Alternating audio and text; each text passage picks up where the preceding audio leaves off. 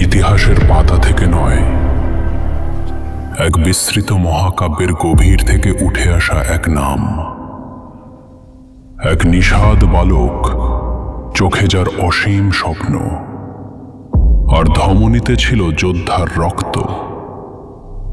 তার লক্ষ্য ছিল একটাই, মহাগুরু দ্রোণাচার্যের শিষ্যত্ব অর্জন। কিন্তু প্রতিভা কি বর্ণের কাছে পরাজিত হয়? প্রত্যাখ্যানের প্রথম আঘাত।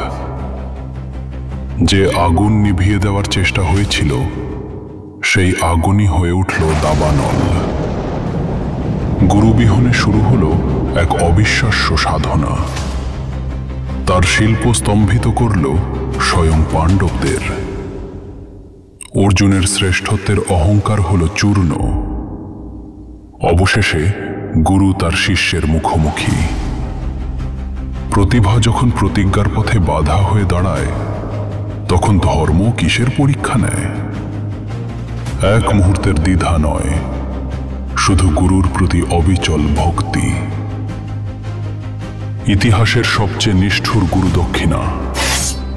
কিন্তু গল্প এখানেই শেষ নয়।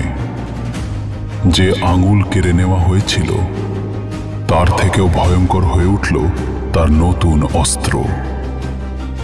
এক বঞ্চিত আত্মার প্রতিশোধের হুঙ্কার, যখন তার পথ আটকাতে এলেন স্বয়ং যুগ পুরুষ। কোন পরিচয়ে পরিচিত হবে সে? কোন ধর্ম পালন করবে সমাজ? কোন ত্যাগের মূল্য দেবে ইতিহাস? Ekalopo!